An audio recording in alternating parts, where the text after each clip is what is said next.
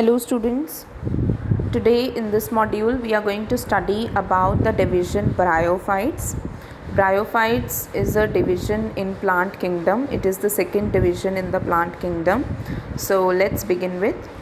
The bryophytes include the two major parts of the bryophytes are there, mosses and liverwoods. They are commonly found in the moist and the shaded areas and in the hill regions. So all the bryophytes, they are generally found in the moist area and they are found in the shaded area, and these are very commonly found in the hills. The bryophytes are also known as the amphibians of the plant kingdom. Why we call them amphibians? Because they need both land and water. They live in the soil, but they are dependent on the water for their sexual reproduction. So for the reproduction purpose, they need water. So that's why we call them as amphibians, because they need both soil as well as the water for the survival. Now, where they are commonly found? They are commonly found in the damp and humid shaded locations. Damp, humid and shaded locations.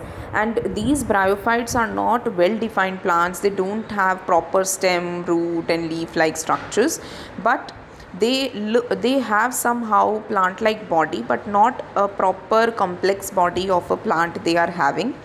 Okay, their body is more differentiated if you compare it with the algae. If you compare the algae with bryophytes, the bryophytes are more complex as compared to the algae, but they have a thallus like base, and the thallus like base is attached to the substratum by using the multicellular or unicellular rhizoids. Here substratum refers to any solid surface or any base support on which the bryophyte is present. Okay, so the bryophyte is having a thallus like base, and this base is attached to the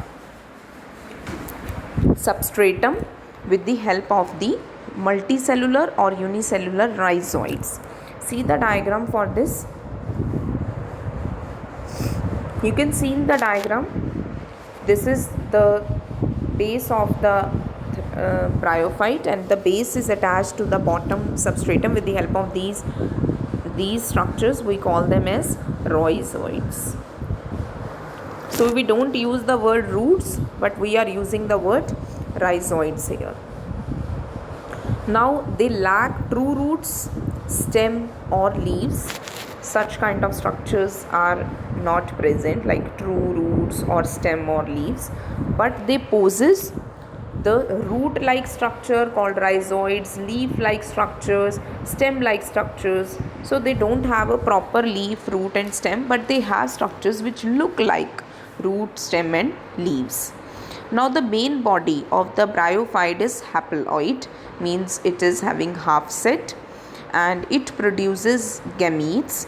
Hence we are calling it as the gametophyte. The sex organs in the bryophytes is multicellular, and for male sex organ is known as antheridium, and the female sex organ is known as archegonium.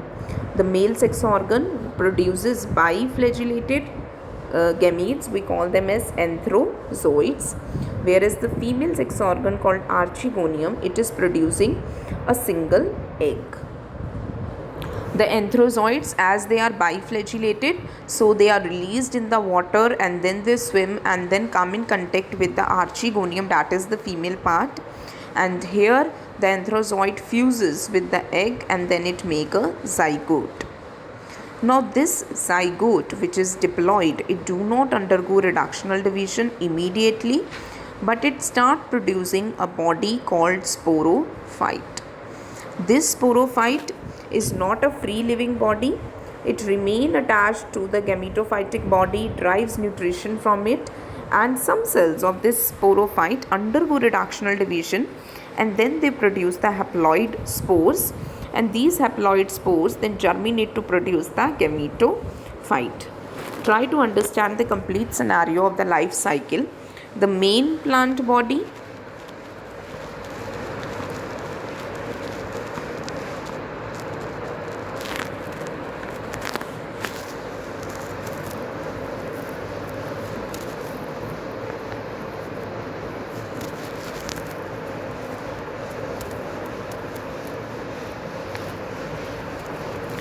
The main plant body of the bryophyte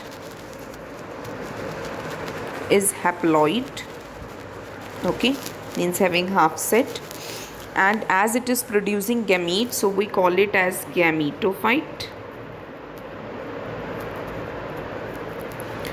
This gametophyte will produce the gametes, anthrozoids and the eggs, anthrozoids from the antheridium and the egg from the archegonium. These gametes will fuse and they will make the zygote. Now the zygote is diploid structure, diploid cell. It will make a body which is known as the sporophyte. This sporophyte is not free living, it remain attached with the photosynthetic gametophytic body, and it will undergo, few cells of the sporophyte will undergo reductional division and they will form the spores.